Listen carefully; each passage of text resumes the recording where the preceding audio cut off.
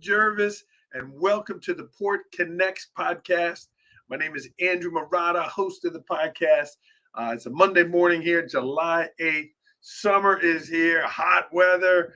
There's still fireworks going on. So many celebrations last week and into this weekend. So a lot of great things happening. But official kickoff for the summer. Summer school is starting today here in Port Jervis Schools. My phone is ringing here. Sorry. And also, I just wanted to do a couple of announcements before we bring today's guest in, Mike Grapkowski. Mike is with us coming from London, but I asked Mike if I could just make a couple of announcements. And the first one is the Summer Foods program is starting today.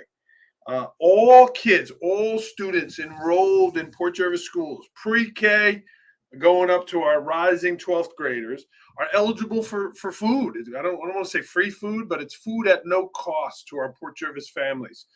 You got to sign up. There's the form there. You got to sign up, and you can pick them up on Mondays and Thursdays. 2 pickups during the week, and it's breakfast and lunch, those meals throughout the week to feed our kids, kind of take some of the financial load off some of our families. So please sign up and please help get that word out. That information is on our website. It's on our social medias, and it's a quick sign up there. No charge summer foods program. Please sign up. Number 2, Braden Ross was on last week. Braden Ross, a graduate of 22, a couple of years after you, Mike. He is running this community choir. Very cool. Rehearsals are on Tuesdays. 3 to 5, you could go down to Port Jervis Recreation, introduce yourself to Braden. This is happening, culminating with an awesome concert, Riverside Park on August 20th. So these events are happening. Wanted to share that. And lastly, Port Jervis Schools is marching in the Port Jervis Firemen's Parade. That is this Saturday. It's going to be in the afternoon. Lineup is at 1. The parade starts at 2 at the high school. And Port Jervis Schools, our clubs, our coaches, our advisors, our teams are all welcome to join us. And that information is going out. But get your team, get your club, get your kids there. And we invite all of our Port Jervis school people, personnel to come and participate in the Firemen's Parade.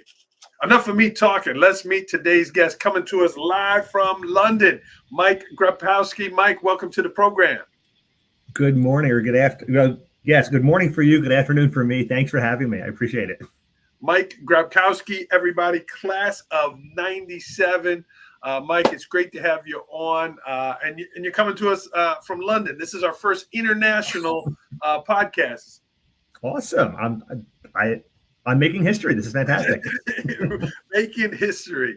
Jump in and say hello, everybody. Let us know where you're watching from. Maybe you, too, are international. Mike, it's great to have you on. And hearing all those things happening in the town and in the school, it must kind of bring back some memories of your time in Port Jervis. Oh, yeah, absolutely. I remember the Firemen's Inspection Parade. It actually brought back the memory of marching with the band in the Memorial Day Parade and the Veterans Day Parade, and being either very, very hot or very, very cold, depending on the time of year. And it was just a good community atmosphere, and that really brings you back. Yeah, and those things continue, and the community connections, they certainly continue. So let's start there, Mike. Well, your introduction is right now you are the Director of Revenue Management with Hilton Hotels, Tempo. Hilton Hotels, and tell us what that is. What are you doing right now with Hilton? Yeah, what is revenue management, right? Yeah, so Tempo by Hilton. It's a new brand for the company. Okay, it's the very first hotel of the brand, located at 47th and 7th in New York City. So right in Times Square. 2-minute walk across the street from the TKTS booth. So I've already spent way too much money there, but it's money well spent, right? So what is revenue management? So realistically, it's about inventory control. It's about pricing for the hotel rooms and sometimes for food and beverage. So we call it's selling the right product to the right person at the right price at the right time. So understanding Different folks are going to book it at different times. Folks who book further out will be more likely to pay in advance, lock in a discount. So it's really understanding when people are going to book, what the market's going to do, both on an annual basis, and we can look at cycles, and then what is happening this year that might be different from last year. You sort of put all of that together, and that's going to help you achieve your budget numbers and really do better than the folks next door or down the street. I mean, Hilton is a massive brand. It's worldwide. What is Tempo different than like the Garden Inn or some of your other well-known hotels? Why is Tempo different? Yeah, so about 6 years ago, Hilton got into lifestyle brands, and that's different from sort of the full service hotel you think of, which is a Hilton, or something like a limited service, which would be the Hilton Garden Inn, or I know there's a Hampton Inn over in Matamoros. That's sort of more limited service. Lifestyle is more catering to folks who want the services but don't want it to be overly stuffy, right? So what we really focus on is meeting people where they are as far as what their needs are. Tempo is a very wellness focused brand. So we have a number of rooms with Peloton bikes. We have a fantastic gym. Wow. That's standard across all the Tempos. So we just opened in Nashville. We opened in Louisville. There'll be one in San Diego upcoming at the end of the year. That's really what our focus is. It's wellness focused. One of the cool things, knowing that more and more there are folks who don't drink or don't want to drink maybe as much as they used to. All of our cocktails in the bar have a non-alcoholic version, every single one, and they're good. So it's really moving forward to be able to say people want to be healthy. People don't want to forego what they do at home as far as their gym routine once they get to the hotel. So we have the fantastic gym, the Peloton bikes. We have in New York City, we have a partnership with City Bikes. We were just doing a visit with the Nashville Hotel. They're doing something similar with their bike share program there. So it's getting people out into the community and really experiencing what the city is rather than just staying in a full service hotel. So it's looking at a different customer profile.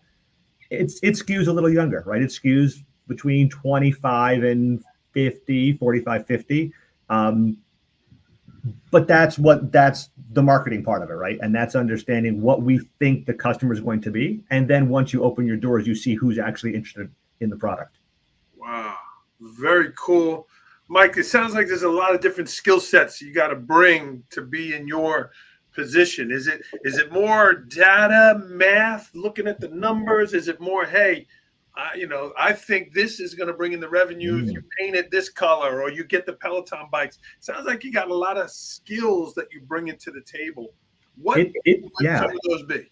Yeah, it's a lot. So it used to be that the revenue manager, director of revenue management was sort of, if you think of the Wizard of Oz, like pay no attention to the man behind the curtain, just plugging away numbers, leave that person alone, right?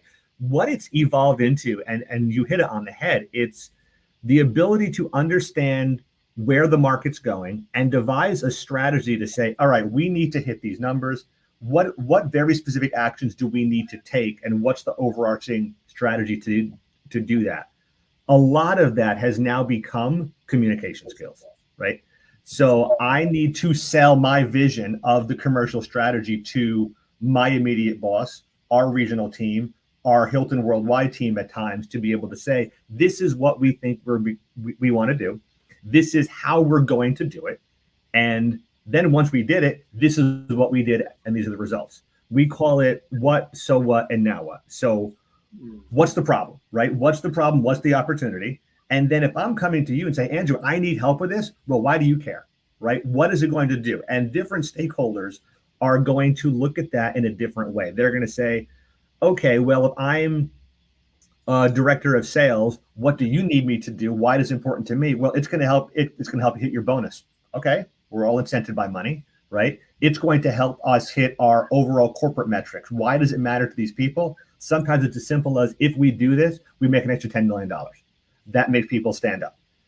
And the now what are we going to do, right? Very specifically, what are we going to do? And then we circle back after we're done saying, this is what we did. This is what worked, and this is what didn't. And sometimes what didn't work, you're going to learn just as much, if not more, from that. Wow. Mike, you hear the word corporate, and it just sounds like a giant, like suits tight, yet it sounds like you're trying to make this a very personal, a very wellness, caring about the customer, which is what you don't think about when you hear the word corporate. Tell me about that personalization and that, really reaching down to the person itself who's going to be in those rooms.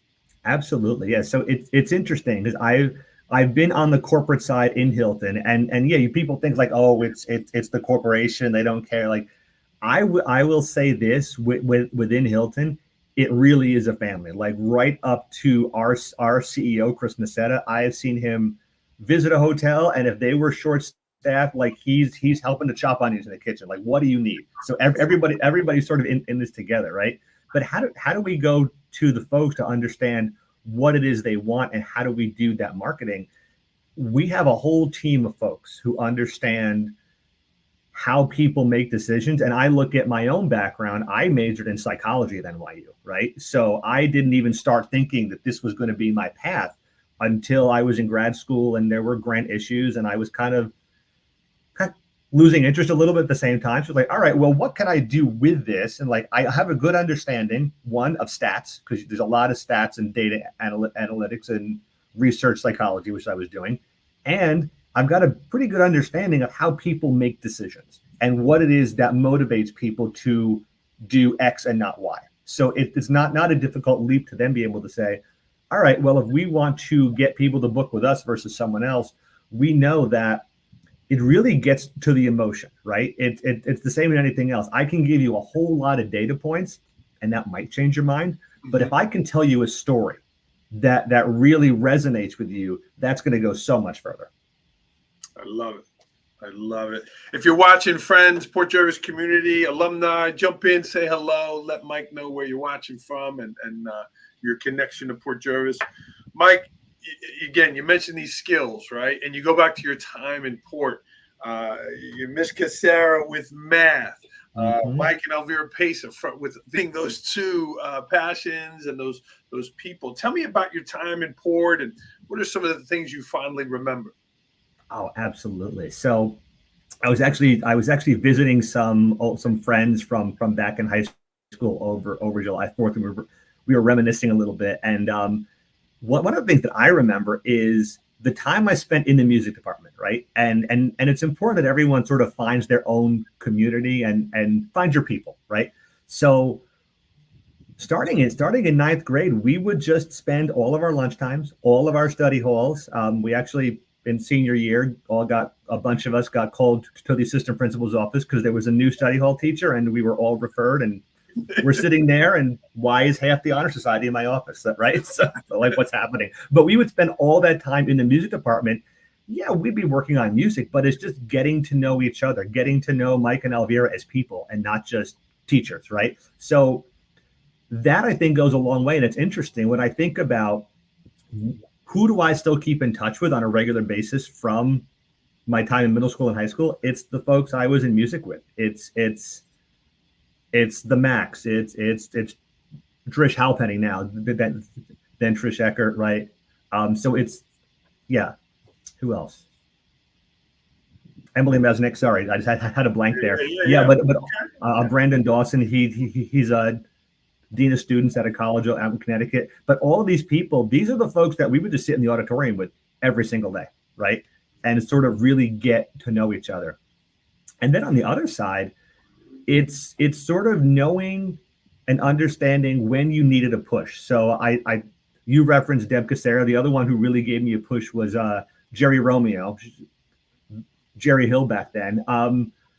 But I mean, I was fortunate in my schoolwork that I didn't have to work that hard. I was kind of able to coast, and both Deb and Jerry kind of gave me the kick in the rear end that I needed. Like, it's not always going to be this easy, right? We're going to push you a little bit, and you're going to fail, and that's going to be okay.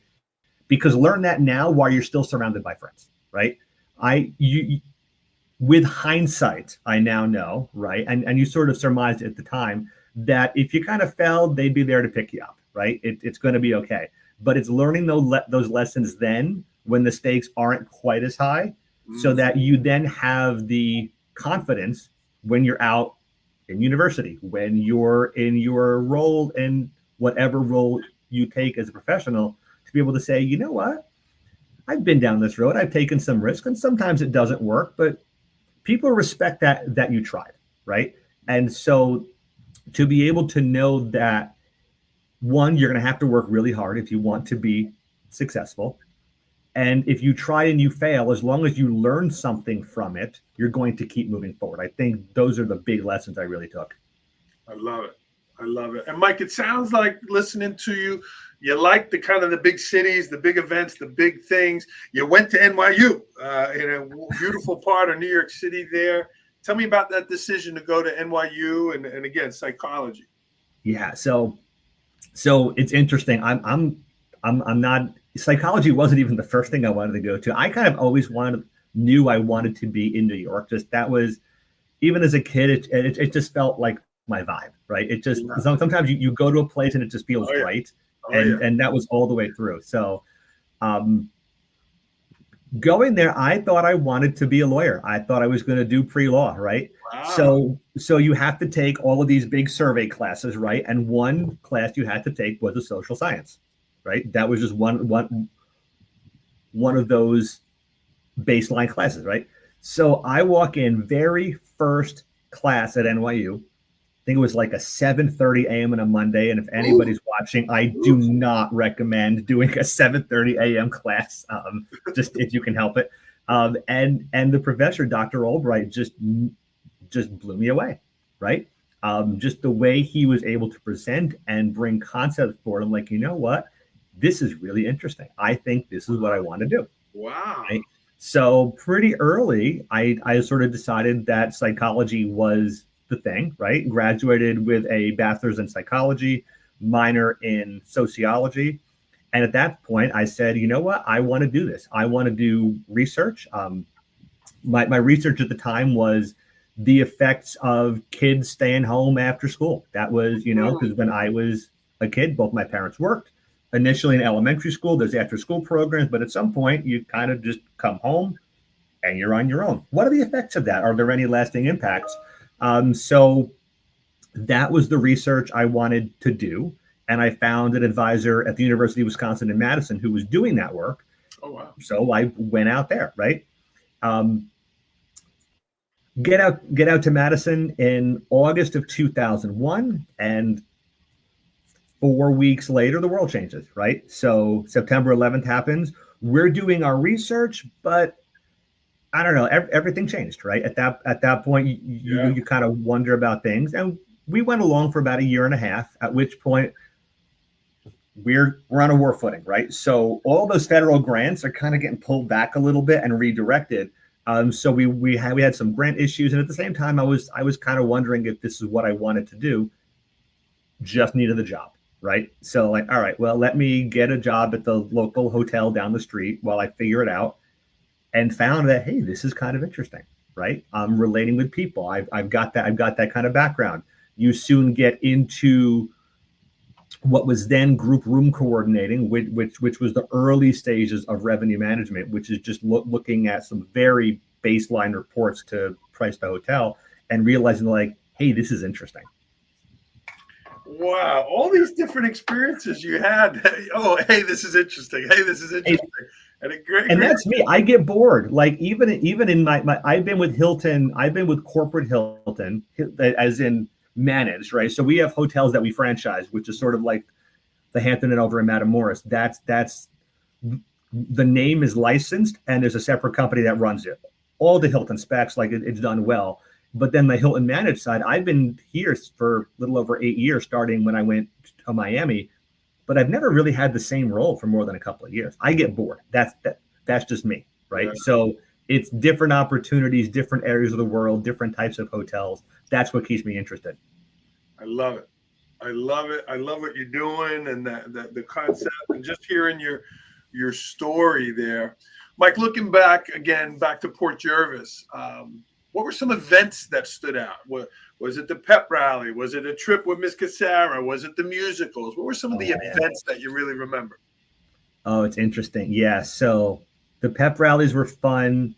Stage band, jazz band, that was a lot of fun because we were just given the freedom to riff, right? So you'd prepare, you'd have it, and then at some point, Mike Pacer would just sort of stand back and like, all right, everybody take a turn and knock yourself out, right? So that gave us a little bit of artistic freedom.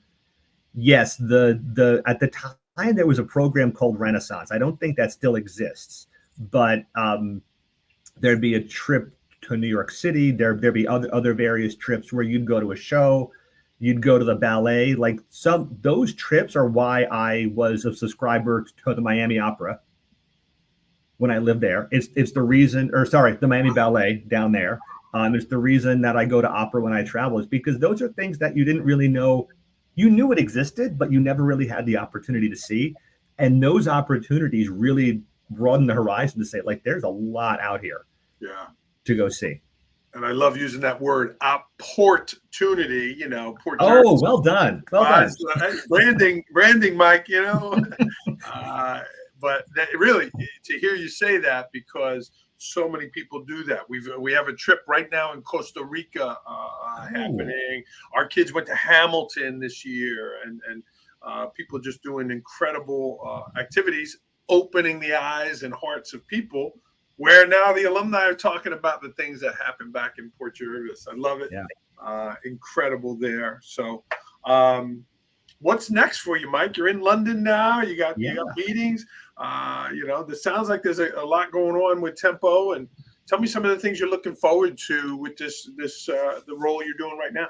Yeah, absolutely. So just to back up a little bit, so I was based in Miami. I was overseeing revenue management for the all-inclusive hotels. So Hilton had not been involved in all-inclusive properties, right? I was on that team that sort of got that rolling. And then this opportunity came up in New York, and man, that's home, right? That's just, if I was going to leave the corporate role, like, it's home, it's New York, and it's exciting. It's a new brand. So right now we're really working on getting the word out about the property, right? It's a new brand for Hilton. It's a new build. Well, it's not a new building, but it's a completely new property. It was based on the existing property that was there, was totally renovated, like brand new. So it's a matter of getting the word out about what it is. So what I'm excited about, I'm here in London right now. So we have our Hilton Worldwide sales team. And what they do is they reach out to various clients on our behalf, right? So there's a team here in London. There's a team in Dubai. There's one in Shanghai. There's one in the US and one in Mexico City. And they're tasked with reaching out to those clients that any one property couldn't get to themselves. We discovered an opportunity that there's a lot of business coming from the UK that we're not getting. So I've previously been here. I'm usually here 3 times a year for various meetings in my previous role. I know a lot of the folks on this team, and I know that we can go meet with British Airways Holidays. We can meet with Virgin Holidays. We can meet with these people this week and get additional business. So that's what I'm doing this week in London. But what excites me, man, it's a new property. It's a new brand.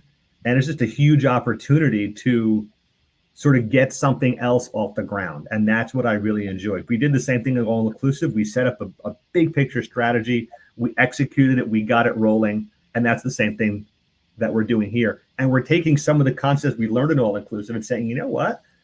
A big city hotel of 661 rooms in the middle of Times Square is not that different from an all-inclusive resort as far as how do you have to sell and how do you get people excited about it. So a lot of the things we learned there, we can apply here. And I absolutely assume things we learned here, we're going to apply to whatever's next. Wow, that's a big deal. 661, that's a big hotel. Mike, do you feel pressure with the word director? Not really. I try not to get hung up on titles. It's really understanding what the position is. So the only real difference is you get more responsibility, yes, but you also have a little bit more freedom to just get things done. So as you progress in your career, you gain that trust. And some of that is because you did really well. And some of that is because you were on a team that did something. And some of it is because you've shown yourself as someone who will take strategic risks, who will say, I think this is going to work because of these reasons. Then it might not, right? But we have everything in place to say that we think it's going to work. and that's going to get you the trust of people, so that now if I'm in charge of a budget of almost $100 million of this hotel, right? So we have to get there, and the trust has been put in not just me. We have a great director of sales. We have a director of marketing. We have a whole team that works with us that allows us to hit those numbers. It just gives you a little bit more autonomy to do what you need to do, knowing that there are obviously still rules, right? The brand won't let you do certain things that other hotels might, but it's a matter of taking that on and really less about the title and more about what is it that you're doing. Great answer, Mike. Your friend Trish Halpenny is watching here. Yeah. Doing incredible work with our young musicians and coming to our middle school. So we always knew that she'd be a rock star. So she certainly is. Mike, the customer, we're trying to reach our kids in a different way, electronically and socially. We're trying to reach them in a different way. The customer now with this device, apps and be able to text message and checking in online, the mobile key. There's so many ways to reach the customer. We talked about the arts. We talked about your data. Tell me about the technology that goes into trying to reach that customer in today's world.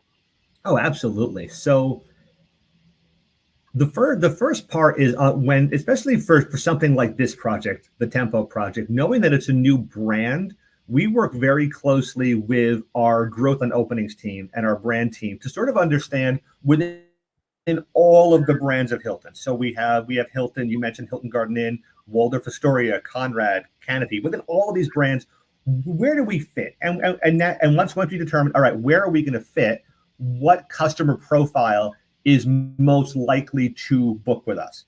From there, we can do things like targeted ads. I'm sure you've seen them on Instagram, and I am convinced that my phone is listening to me because I'll have a conversation with someone, not on the phone, and 30 minutes later, I'll be doom scrolling Instagram and something will pop up, right? So someone's listening. But it's a way of understanding where the customer is and then how to market to them, right? So we'll do things on Instagram. We'll do, given our target customer demographic, we'll do things on TikTok, right? That kind of thing. It's funny. We actually had this conversation with some folks pretty high up in the marketing department within Hilton globally, and the line came up like, "Yeah, we don't do TV ads for individual brands anymore. We'll do TV to sort of for Hilton globally to get people thinking about it, but that's not really where people are making their decisions, right? So if we know that you've done a lot of search for travel, we'll serve you up ads, right? If we know that you just like travel, and that's not because you ever said, you raised your hand like, ooh, I like travel. It's because you post a lot of vacation pictures, that kind of stuff. That will help not just us, right? But that will help serve ads to the right people in a very targeted way. But it's really understanding your customer and not try to be too creepy, big brothery about it, because it can get very minute if you let it. Yeah. Mike, this is great stuff on a professional level, personal level, the connection to Port, really great. A lot of our kids watch it, our families watch it. If I got a teenager sitting watching this now, Mike, or a parent who's looking for their kid and, hey, I want to travel the world. Hey, I want to go stay in big hotels. I want to manage a multi-million-dollar hotel and be the director. What are some skills? What are some things that you would recommend, habits for a 17, 16, 15-year-old that they could be doing now that will serve them when they get to your age and a job like you have? What are some habits or strategies you would recommend to our students? That's a really good question. So I'll start with just to get into a good physical space, just get up at the same time every morning. I'm up at between 5 and 5:15. When I was in Miami, I would go for a swim every morning. I'm still trying to figure out what that's going to be now that I live in New Jersey and pools aren't available for half the year. But get into that routine. I like to just start my day. I'll read the news, make some coffee, and then get going, right? From a professional standpoint, right? What are the things that get you going? When I mentioned earlier, communication being one of the big skills. Prepare maniacally for your meetings, right? If I'm going into a meeting with ownership, and some of these are big banks, right? If I'm going into a meeting with some of our corporate vice presidents, I need to know what questions are going to be asked. Yeah. I need to have those answers prepared for, but also don't be afraid to say, you know what, I don't know, but follow that up with, I'm going to find out, right? So just be over prepared. One of my absolute pet peeves is when I walk into a meeting and we have questions and people just do not have anything prepared or know what they're talking about. That just feels like a waste of time, right? And that's a waste of everyone's time in there, right? And then just be able to articulate your vision for whatever it is you are trying to accomplish. If I'm trying to, and I'll give you a very concrete example. When I started in this role, one of the things I noticed was that we were very focused on selling short term, on getting people to book this week for the rest of this month. Whereas in my previous role in the Caribbean, in Mexico, it was very dependent on airlift, right? So once the seats were filled into Aruba, you weren't selling any more rooms because there's not much that much local market in Aruba. You'll pick up a few, but not a lot of additional business to be had. So it's a matter of getting way ahead of the curve. So what I saw is, you know what? There's an opportunity even in New York to say there are people who are going to book 6-8 months out. And those people live where I'm sitting right now in London. They live in China, and we're working with folks there. But it's the ability to walk into someone's office, articulate the vision for what we want to do, why it's going to matter, and then how we're going to do it. That's going to go a long way in getting ahead. Yeah. Goes back to that what, so what, now what? Absolutely. Yeah, I love that concept. Friends, this is Mike Grapkowski, class of 97, on a global level, doing great work. Mike, this has been great. Really appreciate it. I know you've been here for Port Jervis Leadership Day. You've been involved in the schools, and we hope to increase that, Mike, while you're on your journey here. Also, Port Pride, Mike, it's everywhere. We've got so much momentum here in Port Jervis. I don't know if we're doing as much building as Hilton, but we got our construction going on. Yeah. But talk to me about Port Pride. What does it mean to you today with the work you're doing, where you came from, and the great things happening here in Port Jervis? Yeah, for me, even when I was living in Wisconsin and then Chicago and Miami, I would come back every once in a while. First, when my family was still there, they've moved away, but I would go back to see friends, and you would slowly see the city having new businesses, right? And there's very recently, there seems to have been a tipping point, and you hit this critical mass of having enough new businesses, and it just takes off. And we see that in business too, right? You have slow incremental change, and then it happens all at once. So every time I go back, you see the foundry, and you see the brew pub, and you see, I think there's a new distillery that I saw on Facebook. Like, it's just going and going and going. And that's going to bring in additional folks. That's going to bring in additional investment, and that's going to snowball in a very positive way, right? But for me, I mean, it's also things like this, right? It's when I was at Leadership Day, when I spoke at Kuykendall Awards, it's giving back to the community, giving back to where you came from. I had the opportunity back in, I feel like it was January, to spend a day in Randy Liberati's business classes, right? And just talk about my journey. And that's all. And that's all it really was. Just provide an example, another good example of what does personal and professional success look like. And through that, I've been involved in some mentoring of students. And for me, like, I'm not sure if that's a program, but if there were some sort of an alumni network to act as mentors to current students, I think that could go a long way to continuing to build that momentum. Well, I'm so happy to hear you say that. We'd love to have you. This Port Connects podcast is kind of the opening platform of this alumni association that we are building, and we're looking forward to doing that and partnering with you and many other alumni out there. So good luck in London. Good luck with Tempo, and we really appreciate the time today.